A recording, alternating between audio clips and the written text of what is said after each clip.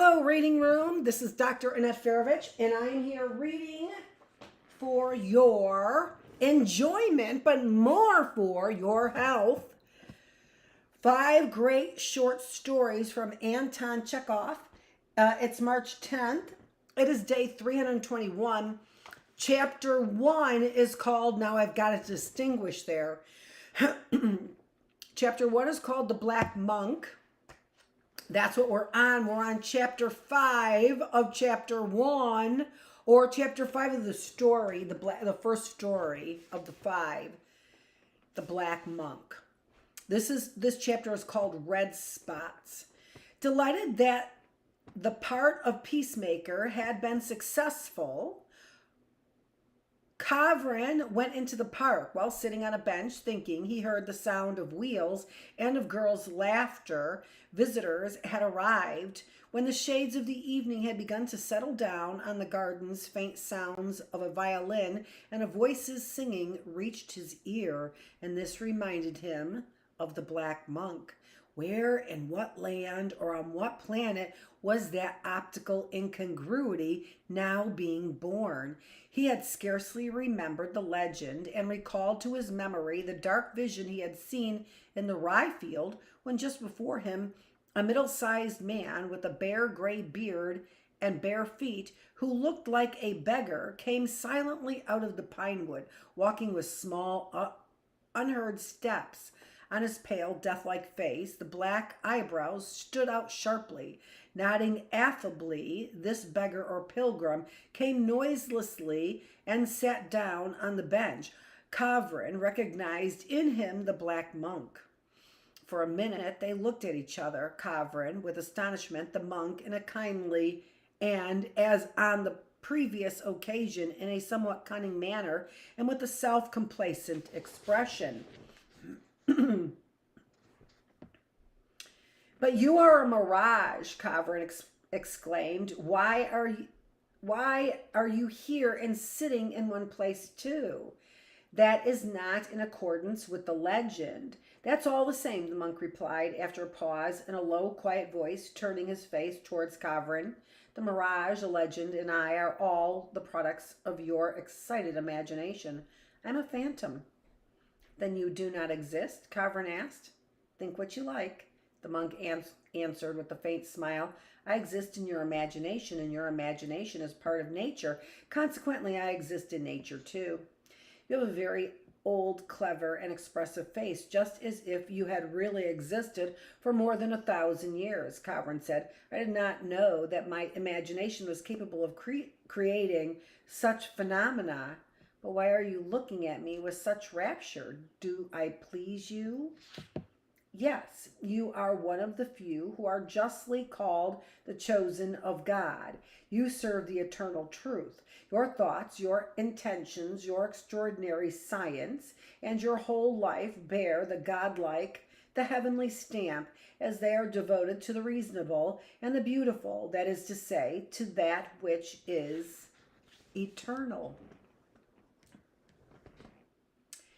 You said the eternal truth. But can people attain to the eternal truth? And is it necessary for them if there is no eternal life? There is eternal life, the monk answered. Do you believe in the immortality of man? Yes, of course. A great brilliant future awaits you men. And the more men like you there are on earth, the sooner this future will be realized. Without you, the servants of the first cause, you who live with discernment and in freedom, the human race would indeed be insignificant. Developing in a natural way, it would long have waited for the end of its earthly history. You are leading it to the kingdom of eternal truth several thousand years sooner, and in this lies your great service. You incarnate in yourself the blessing with which God has honored mankind.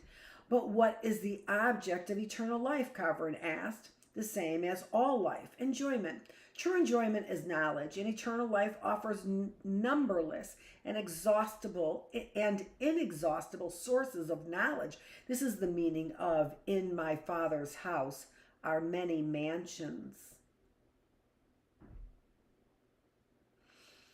If If you only knew how pleasant it is to listen to you, Kavrin said, rubbing his hands with satisfaction. I'm very pleased. But I know that when you go away, I will be troubled about your reality. You are a vision, a hallucination. Consequently, I am physically ill. I am not normal. And what of that? Why are you troubled? You are ill because you have worked beyond your strength and you are exhausted, which means that you have sacrificed your health to an idea, and the time is near when you will sacrifice your life to it. What could be better? It is the object to which all noble natures gifted from above constantly aspire. If I know that I am mentally diseased, can I believe in myself? How do you know that the men of genius who are believed in by the whole world have not also seen visions? Scholars say now that genius is allied to insanity. My friend, only the ordinary people, the herd, are quite well and normal. All this consideration about the nervous century, overwork, degeneration, etc., can only seriously alarm those who object in life is the present. That is the people of the herd. The Romans said, "Men sana in corpore sano." Not all that the Romans and Greeks said is true. Overstrain, excitement, ecstasy, all that distinguishes the prophets, the poets, the martyrs for ideas from ordinary people is opposed to the animal side of man's nature. That is, to his physical health. I repeat, if you wish to be healthy and normal, go to the herd. It is strange you say what often comes into my mind, Kavrin said. You appear to have looked into my soul and listened to my most secret thoughts. But let us not speak of me. What do you mean by the eternal truth? The monk did not reply. Kavrin glanced at him and could not distinguish his face. The features became misty and melted away. The monk's head and hands gradually disappeared. His body seemed to be blended with the bench and with the evening twilight, and then he vanished entirely. The hallucination is over, Kavrin said, and he laughed. What a pity. He returned towards the house, gay and happy. What little the black monk had said to him flattered not only his self-love, but his whole soul, his whole being. To be one of the chosen, to serve the eternal truth, to stand in the ranks of those who will render mankind worthy of the kingdom of God a few thousand years sooner than it would otherwise have been. That is, will save mankind from an extra 1,000 years of struggle, sin, and suffering, to sacrifice everything, youth, strength, health, to the idea, to be ready to die for the general good. What a high, what a happy fate. His clean, chaste life, so full of work, passed through his memory. He remembered what he himself had learned, what he had taught others, and he arrived at the conclusion that there was no exaggeration in the words the monk had spoken. Tanya came to meet him through the park. She was dressed in another frock. Here you are at last, she said. We are looking for you everywhere. But what has happened to you, she said with astonishment, gazing at his enraptured, beaming countenance and his eyes that were brimming over with tears. How strange you look. Adrusha. I am satisfied, Tanya, Kavrin said, putting his hands on her shoulders. I am more than satisfied. I am happy. Tanya, dear Tanya, you are a most congenial creature. Dear Tanya, I am so glad, so glad. He kissed both her hands passionately and continued, I have just passed through bright, beautiful, unearthly movements.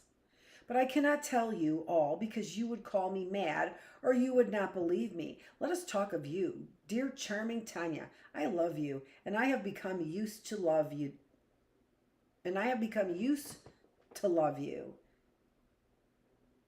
Your nearness, our meeting, 10 times daily, have become a necessity for my soul.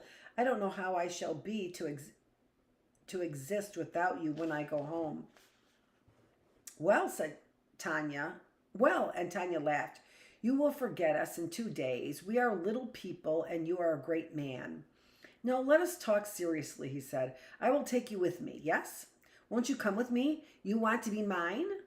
Well, well, Tanya said, and again she wanted to laugh, but laughter would not come, and red spots came out on her face. She began to breathe fast, and she walked on very rapidly, not towards the house, but deeper into the park. I never thought of this, never, she said, clasping her hands as if in despair. Kavrin followed her and continued to speak with the same brilliant, excited face. I want love that would conquer me entirely. And that love, Tanya, you alone can give me. I am happy, happy. She was stupefied. She bent, she shriveled. She seemed suddenly to grow 10 years older. And he thought her beautiful, and he expressed her thoughts aloud. And he expressed his thoughts aloud. How beautiful she is. Chapter 6, The Black Guest. When Igor Semenik heard from Kavrin that the romance had not only begun, but that there was to be a wedding, he walked about the rooms for a long time trying to hide his agitation. His hands began to tremble, his neck seemed to grow thicker and became purple. He ordered his racing droshky, a light carriage, to be put to and drove off somewhere. Tanya, seeing how he whipped the horse and how low down, almost over his ears, he had pressed his cap, understood his mood, shut herself up in her room and cried all day. The peaches and plums were already ripening in the hothouses. The packing and sending off to Moscow of these delicate and tender goods required much attention, trouble, and work. Owing to the summer having been very hot and dry, it was necessary to water every tree. This took up much time and labor, besides multitudes of caterpillars appeared on the trees, which the work people, as well as Igor Semenik and Tanya, crushed with their fingers, to Corvin's great disgust. No kidding. Besides all this work, it was necessary to accept orders for fruit and trees for the autumn deliveries and to carry on a large correspondence.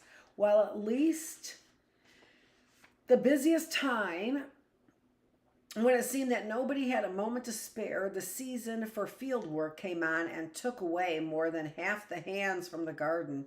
Igor Semenik, very much sunburned, exhausted, and irritated, rushed about now in the gardens, now in the fields, crying that he was torn to pieces, that he would send a bullet through his head.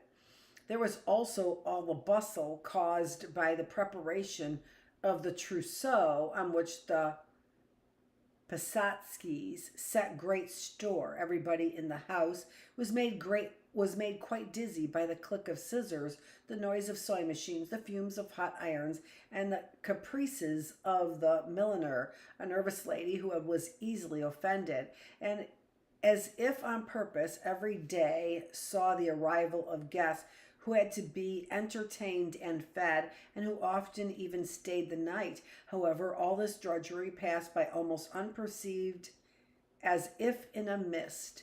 Tanya felt that love and happiness had come upon her unawares, although for some reason from the age of 14 she had been convinced that Kavrin would be sure to marry her. She was amazed, she was perplexed, she could not believe it herself. At times she was suddenly overpowered by such joy that she wanted to fly above the clouds and pray to God there. At others, equally suddenly, she would remember that in August she would have to take leave of her paternal home and her father, or God knows from where the thought would come, that she was insignificant, small, and unworthy of such a great man as Kavrin. Then she went to her own room, locked herself in, and wept bitterly during several hours. When they had company, it would suddenly appear to her that Kavrin was uncommonly handsome, and that all the women were in love with him and were envious of her. Then her soul was filled with pride and delight, as if she had conquered the whole world. But he had only to smile affably at one of the girls to cause her to tremble with jealousy and retire to her own room. Then there were tears again. These new sensations quite took possession of her. She helped her father mechanically and never noticed the peaches, nor the caterpillars, nor the laborers, nor even how quickly the time flew. Much the same happened to Igor Semenek. He worked from morning to night. He was always hurrying somewhere. He constantly lost his temper. He was irritable. But all this took place in sort of enchanted state of semi-sleep.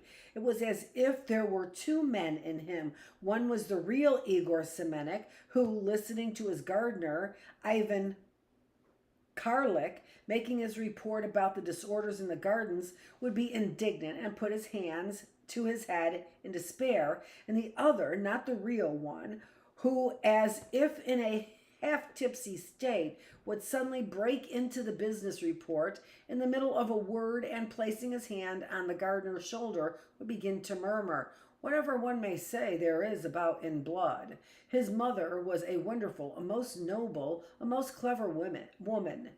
It was a delight to look at her good, bright, pure face like an angel's. She painted beautifully. She wrote verses. She could speak 5 foreign languages. She sang, "Poor thing, may the heavenly kingdoms be hers." She died of consumption.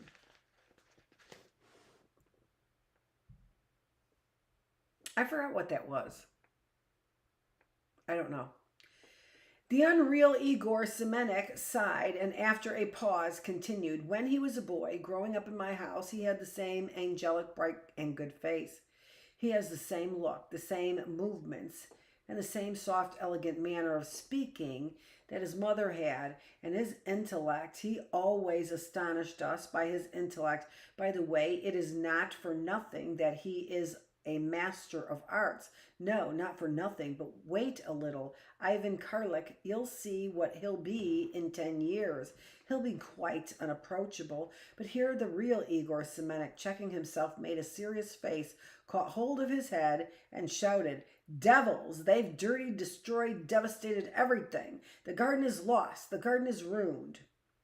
Kavrin worked with the same zeal as before and did not notice the hurly-burly around him. Love only added oil to the fire. After each meeting with Tanya, he returned to his room happy, enraptured, and with the same passion with which he had just kissed Tanya and had told her of his love. He seized a book or set to work at the manuscript. All that the black monk had said about the chosen of God, eternal truth of God, eternal truth, the brilliant future of the human race, etc., only gave his work a special and uncommon meaning and filled his soul with pride and the conscience of his own eminence. Once or twice a week, either in the park or in the house, he met the black monk and conversed with him for a long time, but this did not frighten him. On the contrary, it delighted him, as he was firmly convinced that such an apparition only visited the chosen, the eminent people who had devoted themselves to the services of the idea. One day the monk appeared during dinner and sat down in the dining room near the window. Kavrin was delighted, and he very adroitly turned the conversation with Igor Semenek and Tanya upon subjects that might interest the monk. The black guest listened and nodded his head affably. Igor Semenek and Tanya also listened and smiled gaily, never suspecting that Kavrin was not talking to them, but to his vision. Unperceived, the fast of the Assumption was there, and soon after the wedding day arrived. The marriage was celebrated according to Igor Semenek's persistent desire, with racket, that is, with senseless festivities that lasted 2 days. They ate and drank far more than 3,000 rubles, but owing to the bad hired band, the shrill toasts, and hurrying to and fro of the lackeys, the noise, and the overcrowding, nobody could appreciate the banquet and the expensive wines, nor the taste of the wonderful delicacies that had been ordered from Moscow. Chapter 7. Don't be afraid. It happened on one of the long winter nights that Kavrin was lying in bed reading a French novel. Poor little Tanya, who was not yet accustomed to live in a town, had had a headache, as she often had by the evening, and was long since asleep, but from time to time she was uttering discontent phrases in her sleep. It had struck 3. Kavrin blew out his candle and lay down. He lay long with closed eyes, but could not get to sleep because, so it seemed to him, it was very hot in the bedroom, and Tanya was talking in her sleep. At 4:30, he again lit the candle, and at that moment he saw the black monk sitting on the armchair that stood near the bed. "How do you do?" the monk said, and after a short pause he asked, "Of what are you thinking now?" "Of fame," Kavrin answered. "In the French novel I have just been reading, there is a man, a young scientist, who did stupid things and who pined away from longing for fame. These longings are incomprehensible to me. Because you are wise, you look upon fame with indifference, like a plaything that does not interest you.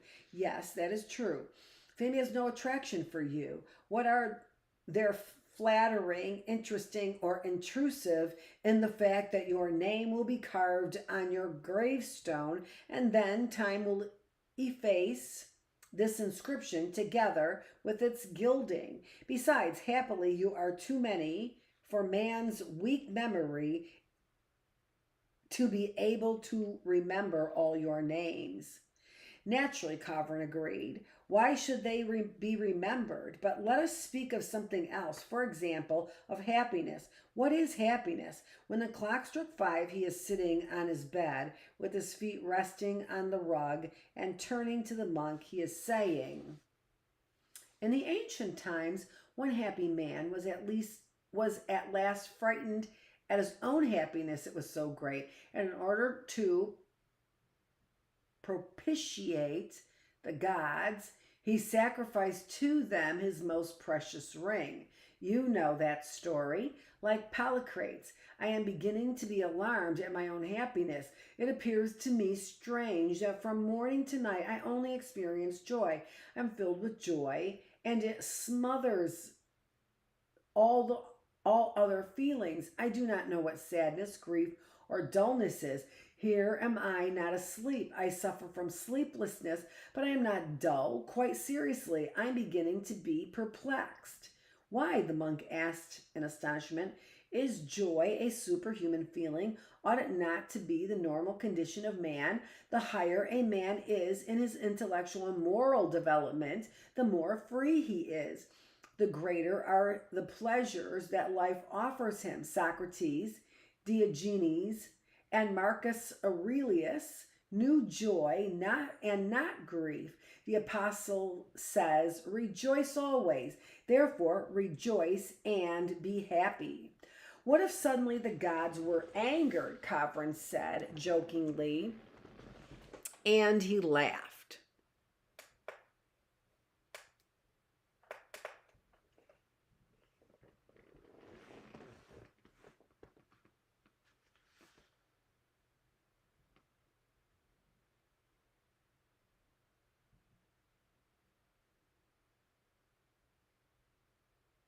I totally lost my place. There we go. "What if they take from me my comfort and make me suffer cold and hunger? It will scarcely be to my taste." In the meantime, Tanya had awakened and looked at her husband with amazement and terror. He was talking, addressing himself to the armchair, gesticulating and laughing, his eyes glistening, and there was something strange in his laughter. "Andrusha, with whom are you talking?" she asked, catching hold of the hand he was stretching out to the monk. "Andrusha, with whom? With whom?" Kavrin became confused. "With him. There he sits," he answered, pointing to the black monk.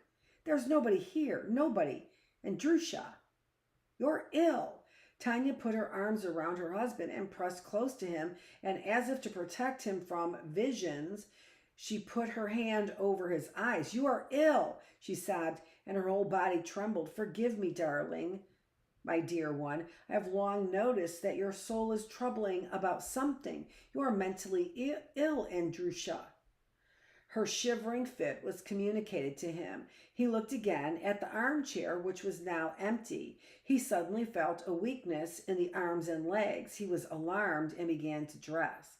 "It's nothing, Tanya, nothing," he mumbled, shivering. "I really feel a little out of sorts. It's time to admit it. I have long noticed it, and Papa has noticed it too," she said, trying to restrain her sobs. "You talk to yourself. You smile in a strange way. You don't sleep. Oh, my God, my God, my God, save us," she said in terror. "But you must not be afraid, Andrusha. Don't be afraid. For God's sake, don't be afraid." She also began to dress. Only now, when he looked at her, Kavrin understood all the danger of his position. He understood what the black monk and his talks with him meant. It was now quite clear to him that he was a madman. They both dressed without knowing why and went into the drawing room. She went first. He followed her. Here Igor Semenyk, who was staying with him, was already standing in his dressing gown with a candle in his hand. "Don't be afraid, Andrusha," Tanya said again, trembling like one with a fever. "Don't be afraid, Papa. It will soon pass. It will soon pass." Kavrin was too excited to be able to speak. He wanted to say to his father-in-law in a playful tone, "Congratulate me. I think I'm out of my mind," but his lips only moved and he smiled bitterly. At 9 o'clock in the morning, he was wrapped up in a fur coat and a shawl and driven in a carriage to the doctor's. He began a cure.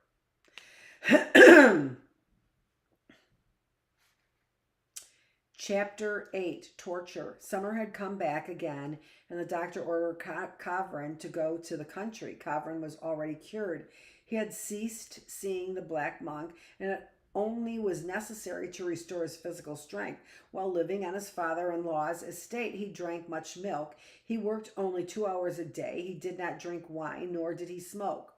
On the eve of St. Elias's day, Vespers were celebrated in the house. When the deacon handed the censer to the priest, there was an odor of the churchyard in the whole of the huge old hall, and it made Kavrin feel dull. He went into the garden. He walked about there without noticing the magnificent flowers. He sat on one of the benches, and he then wandered into the park. When he came to the river, he went down to the water's edge and stood there for some time, plunged in thought, looking at the water. The gloomy pines with their rough roots that but a year ago had seen him so young, joyful, and hale, now did not whisper together, but stood motionless and dumb, just as if they did not recognize him. And really, he was changed since last year. His head was closely cropped. His long, beautiful hair was gone. His gait was languid. His face had grown stouter and paler. He crossed over the footbridge to the other bank, where the year before there had been rye, now mowed down oats lay in long rows.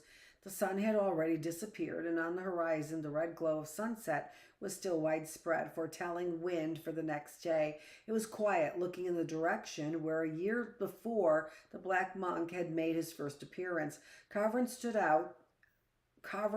for about 20 minutes till the brightness of the sunset had faded away. When he returned to the house, languid and dissatisfied, Vespers were over. Igor Semenyk and Tanya were sitting on the steps of the terrace drinking tea. They were talking about something, but when they saw Kavrin coming, they suddenly were silent, and he concluded, judging by their faces, that the conversation had been about him. "I think it's time for you to have your milk," Tanya said to her husband. "No, it's not time," he answered as he sat down on the very lowest step. "Drink it yourself. I don't want it." Tanya exchanged an anxious glance with her father and said in a guilty tone, "You yourself have noticed that milk does you good." "Oh, yes, very much good," Kavrin said, smiling. "I congratulate you. Since Friday, I have added another pound to my weight." He squeezed his head tightly between his hands and said sadly, Why do you make me have this cure?" "All sorts of bromates, preparations, idleness, warm baths, watching.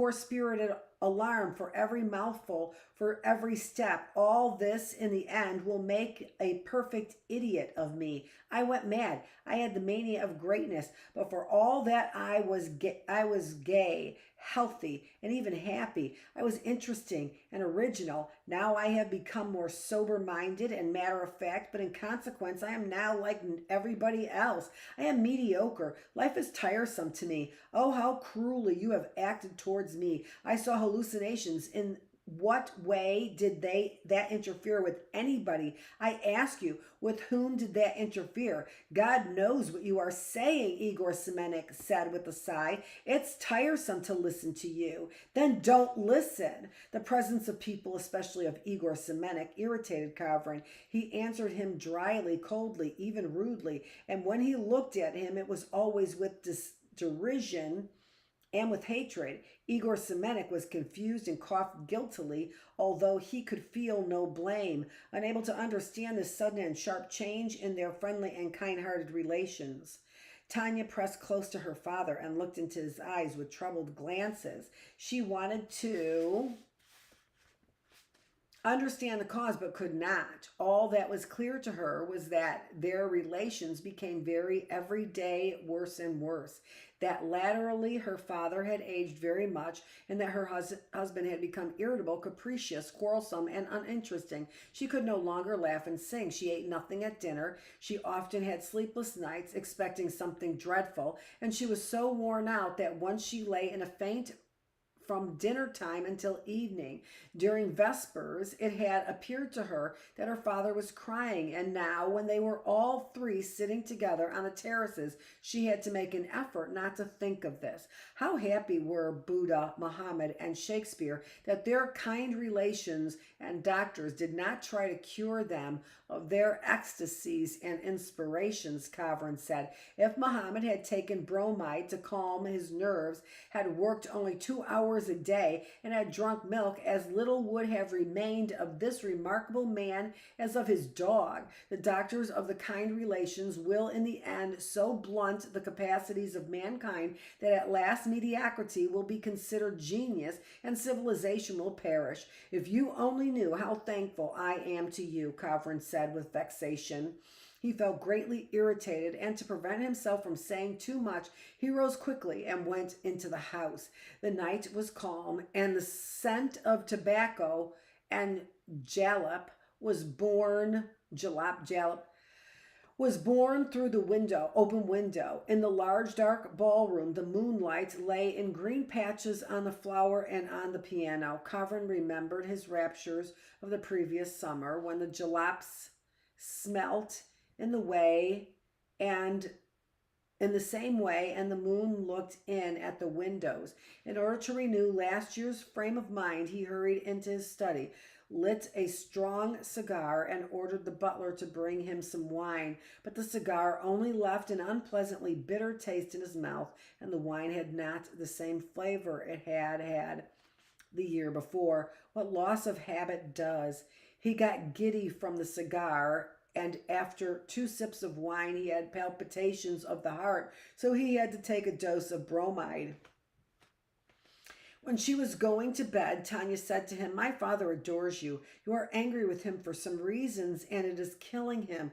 Only look at him. He is aging not by days but by hours. I implore you, Andrusha, for God's sake, for the sake of your late father, for the sake of my peace, be more affectionate with him." "I can't and I won't." "But why?" Tanya asked, beginning to tremble all over. "Tell me why." "Because I don't like him, that's all," Kavrin said carelessly and shrugged his shoulders. "But let us not talk of him. He is your father." I really can't understand," Tanya said, pressing her hands to her temples and looking at a point in front of her. "Something incomprehensible, something terrible is happening in our house.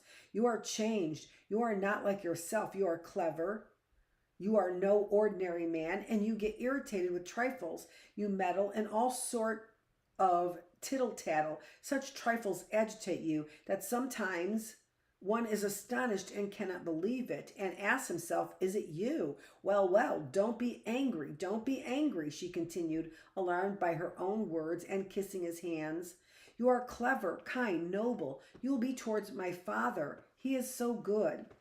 He is not good, but good-natured. The good-natured uncles in farces, who are somewhat like your father, well-fed and with good-natured faces, extremely hospitable and a little comical, appeared touching and amusing to me in novels and farces and also in real life at one time. Now they are repugnant to me. They are all egoists to the marrow of their bones. What's most repugnant to me is their being overfed and their abdominal. They're entirely ox-like or swine-like optimism. Tanya sat down on the bed and laid her head on the pillow.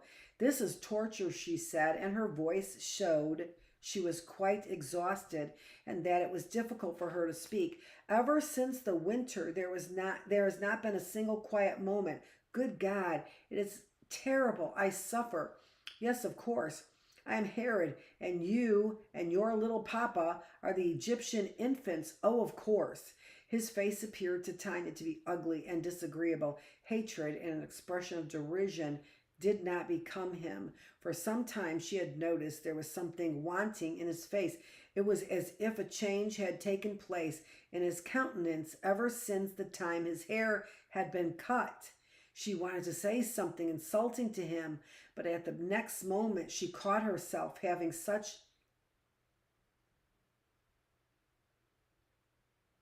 inimical feelings that she became alarmed and left the bedroom.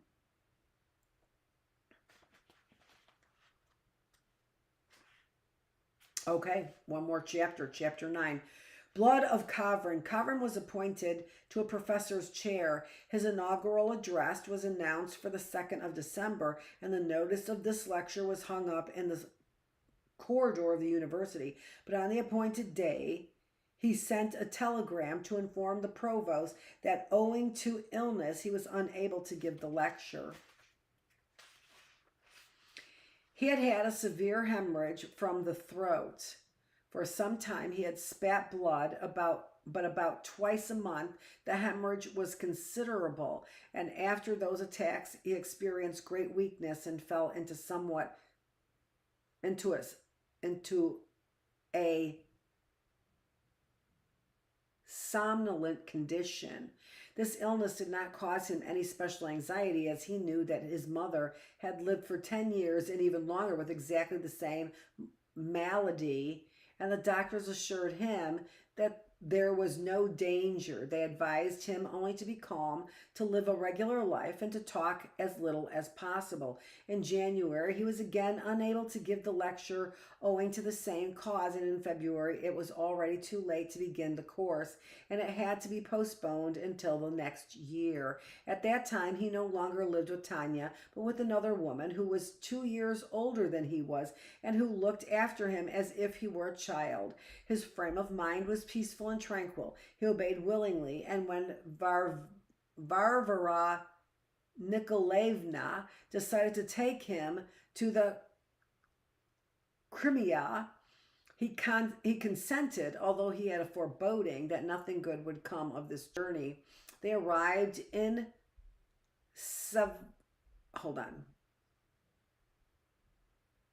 Sevastopol towards evening and stayed the night at an hotel to rest before proceeding the next day to Yalta. They were both exhausted from the long journey. Varvara Nikolaevna had some tea, went to bed, and was soon sound asleep. But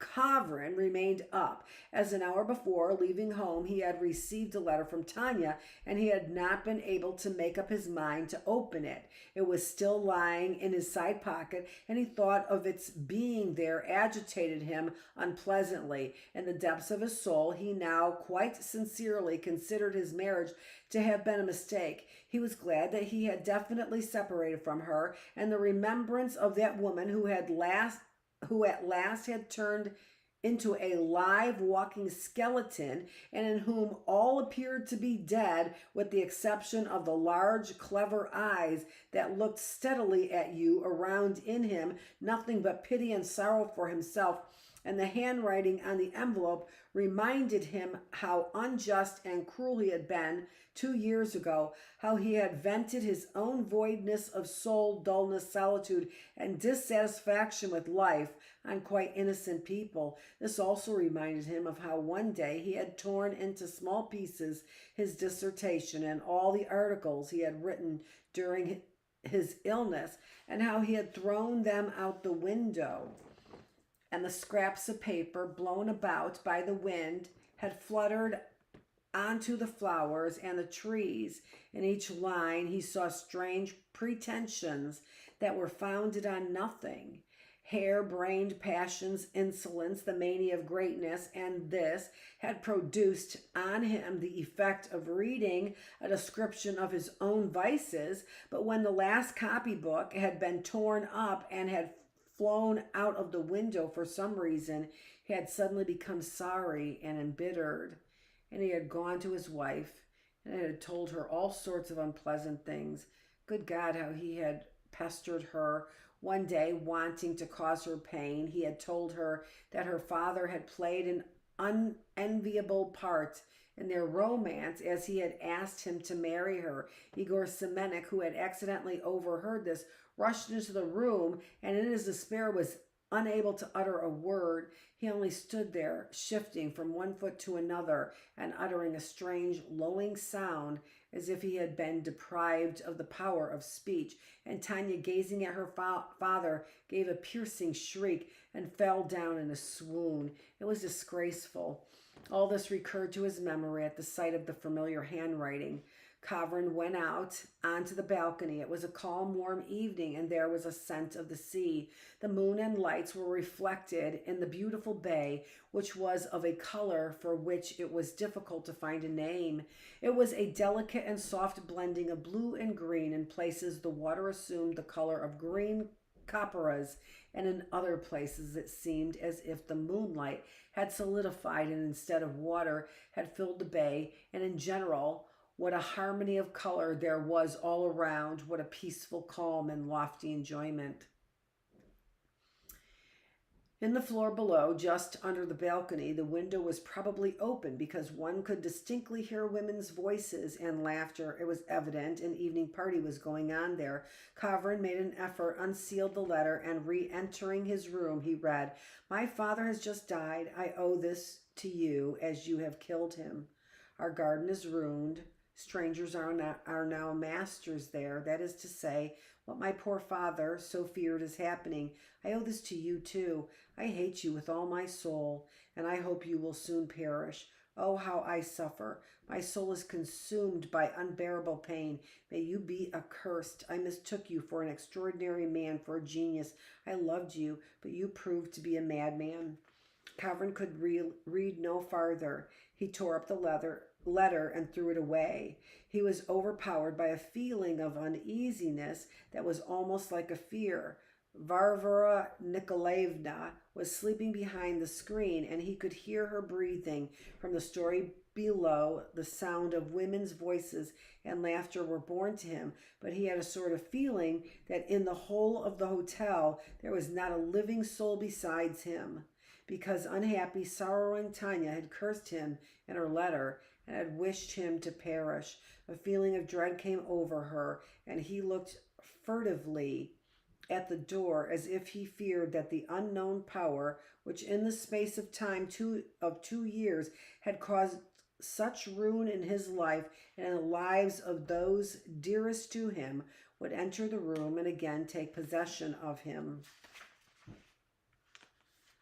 By experience, he knew that when his nerves were unstrung, the best remedy was work. He must sit down to the table and force himself to concentrate his mind on some special subject. He took out his portfolio, a copy book, in which he had jotted down the synopsis of a small complimentary work he had thought of writing if the weather proved to be bad in the Crimea, as it was dull to be without occupation. He sat down to the table and began to work at this synopsis, and appeared to him that his old peaceful, submissive equitable frame of mind was coming back. The copybook, with the synopsis, aroused in him thoughts of worldly vanities. He thought how much life takes for the insignificant or very ordinary blessings that it is able to give man in exchange. For example, in order to receive before 40 an ordinary professional chair and to expound in a languid, tiresome, heavy style, very ordinary thoughts, which besides are the thoughts of other people, in a word, to attain the position of a moderately good scholar, he, Kavrin, had to study for 15 years, to work day and night, pass through serious mental disease, to survive an unsuccessful marriage, and commit all sorts of follies and injuries which it would be pleasant to forget. Kavrin realized now quite plainly that he was an ordinary mediocrity, and he was quite satisfied with this, as he considered every man must be contented with what he is. His synopsis would have been able to calm him if the white scraps of the torn up letter that lay on the floor had not prevented him from concentrating his thoughts. He rose from the table, collected the fragments of the letter, and threw them out of the window. But a light of wind blowing from the sea and the scraps of paper were scattered on the window sill. He again was seized by a feeling of uneasiness that was almost like fear, and it seemed to him that in the whole of the hotel, with the exception of himself, there was not a single living soul. He went on to the balcony. The bay, as if alive, looked at him, and numberless azure, dark blue, turquoise blue, and fiery eyes, and enticed him towards itself. It was really hot and sultry, and it would be pleasant to have a bath.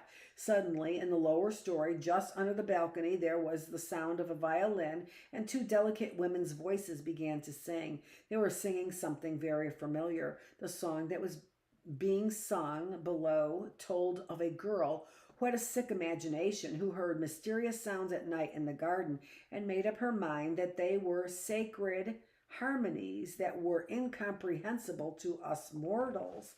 Kavrin had catchings of his breath, and his heart grew heavy with sadness. A beautiful, sweet joy, such as he had long forgotten, throbbed in his breast. A high black column that looked like a whirlwind or a waterspout appeared on the opposite shores of the bay. With terrible rapidity, it moved across the bay in the direction of the hotel, becoming smaller and darker, and Kavrin had scarcely time to stand to one side to make room for it. A monk with a bare head and black eyebrows, barefooted, with hands crossed on his breast, was borne past him and stopped in the middle of the room. "Why did you not believe me?" he asked reproachfully, and looked kindly at Kavrin. "If you had believed me then when I told you that you were a genius, you would not have passed these 2 years so sadly and so miserably." Kavrin believed that he was the chosen of God and a genius. He instantly remembered all his former conversations with the black monk, and he wanted to speak, but blood began to flow from his throat straight on to his breast, and he, not knowing what to do, passed his hands over his chest, and his cuffs became saturated with blood. He wanted to call Varvara Nikolavna, who was sleeping behind the screen. He made an effort and said, "Tanya." He fell on the floor and, raising himself on his arms, called Tanya. He called to Tanya. He called to the great gardens with her lovely flowers sprinkled with dew. He called to the park, to the pines with their rugged roots, to the fields of rye, to his wonderful science, to his youth, courage, joy. He called to life that was so beautiful. He saw on the floor, close up in his face, a large pool of blood, and from weakness he could not utter another word, but an inexpressible, a boundless happiness filled his whole heart. Below, just under the balcony, they were playing the serenade, and the black monk whispered to him that he was a genius, and that he was only dying because his weak human body had lost its balance and could no longer serve as the garb for a genius. But when Varvara Nikolavna awoke him, came from behind the screen. Kavram was already dead, and his face was stiffened in a blissful smile. This is Dr. Annette Feravich, and we've gotten through, oh, wow, disturbing, but there's a lot of,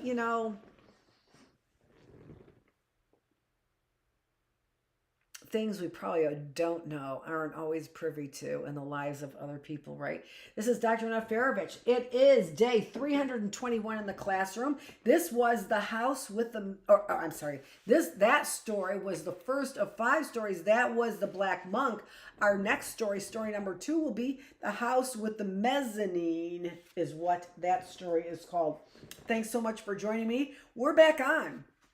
We're back on with our 3 days on, our 4 days off. I've got a little bit of an infection, but that infection comes from getting meat that I got out right away out of that tooth. Got my whole face infected. And that tooth problem, we can thank Village Dentists in Milford, Michigan. And that's Guy. Ugh, I know your face and I see it around. But we're working on the infection, and thanks so much for joining me here in the reading room. Again, we are reading 5 great stories from Anton Chekhov.